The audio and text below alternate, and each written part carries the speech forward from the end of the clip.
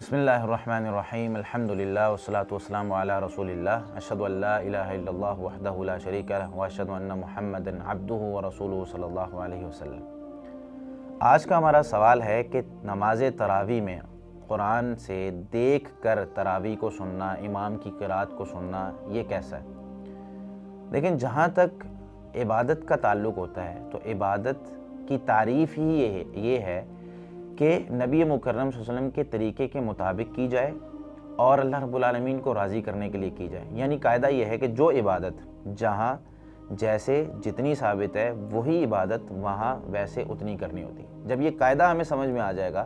تو ہمیں اس سوال کا جواب سمجھ میں آ جائے گا۔ اب نبی مکرم صلی اللہ علیہ وسلم کی زندگی یا صحابہ کرام کی زندگی سے جب ہم اس سوال کا جواب ڈھونڈتے ہیں تو ہمیں پتہ چلتا ہے کہ نماز تراویح میں اگر امام حافظ نہیں ہے یا اسے قرآن مکمل یاد نہیں ہے تو وہ دیکھ کر تراویح پڑھا سکتا ہے، جس طرح کہ صحیح بخاری میں معلقاً روایت ہے اور امام شافعی، عبدالرزاق اور ابن ابی داود نے اس کو موصولاً بیان کیا ہے اور یہ صحیح روایت ہے کہ سیدہ عائشہ رضی اللہ تعالیٰ عنہ کا غلام زکوان جس کا نام تھا وہ انہیں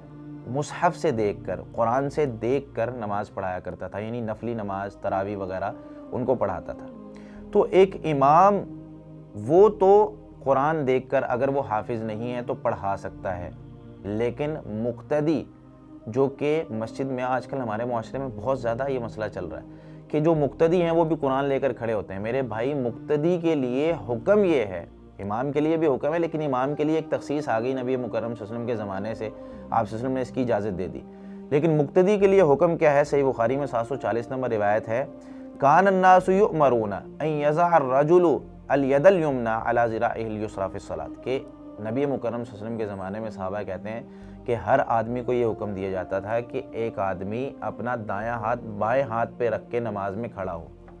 تو جب ہم قرآن پکڑ لیتے ہیں تو قرآن پکڑتے ہوئے ہم اپنا دایاں ہاتھ بائیں ہاتھ پر نہیں رکھتے، ایک تو اس حدیث کی مخالفت ہو جاتی، دوسرا نبی مکرم صلی اللہ علیہ وسلم سے کہیں ثابت نہیں ہے۔ ہمیں خشوع و خضوع کے ساتھ نماز پڑھنی ہے اور خشوع و خضوع اسی طرح آتا ہے۔ نبی مکرم صلی اللہ علیہ وسلم کے زمانے میں بھی قرآن تھا، مصحف تھا، ہر وہ کام جو نبی مکرم صلی اللہ علیہ وسلم کے زمانے میں ہو سکتا تھا، اسباب موجود تھے لیکن اس کے باوجود نہیں کیا گیا، یہ بدعت کی ایک تعریف کی جاتی ہے۔ یعنی نبی مکرم صلی اللہ علیہ وسلم کے زمانے میں مصحف تھا لیکن اس کے باوجود کسی مقتدی نے، کسی صحابی نے اٹھا کر نبی مکرم صلی اللہ علیہ وسلم کے پیچھے اس طرح قرآن کو نہیں سنا تو ہم لوگ بھی اس کو نہیں سن سکتے۔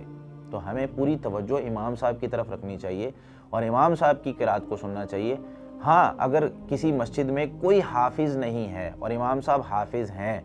اور وہ امام صاحب جب قرات کرتے ہیں تو کبھی کبھی اس میں غلطی بھی آ جاتی ہے، بھول بھی جاتے ہیں، اور پیچھے مقتدیوں میں کوئی حافظ نہیں ہے جو ان کی غلطی صحیح کر سکے، تو اب علماء کرام اجازت دیتے ہیں کہ یہاں ضرورت ہے، اور قاعدہ یہ ہے کہ الضرورات تبیح المحظورات، کہ اگر ضرورت ہو